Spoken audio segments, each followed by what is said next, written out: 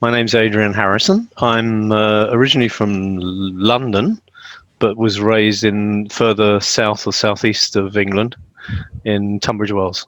I got involved in it simply because I know very little about boats. From background, a mechanical engineer. I'm interested in things mechanical, and boats are just one of those things that I know so little about, and realised that if I was going to get involved in it, I'd want to be doing things myself, and I'd want to know where to start. And it's not like you can pick up the service book of a particular model of car and look it up and go, oh, you need to do this and that. Boats are completely different.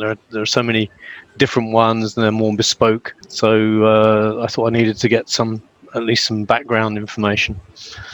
You really need to do your homework before you get involved in buying something, because once you've bought a boat, it's maybe not quite so easy to get rid of afterwards if you decide this is the wrong one.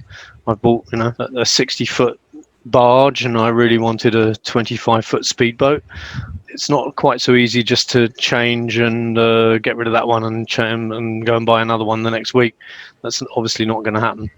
So I think the biggest takeaway is to be very careful about selection before you actually step into the water.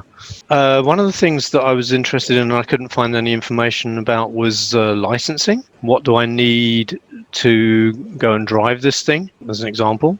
Also, the cost of ownership definitely was up there on my list of things that I was interested in knowing about, particularly when it comes to maintenance costs and things like that. I think they're the two main things that I was searching for information about that I couldn't find anywhere.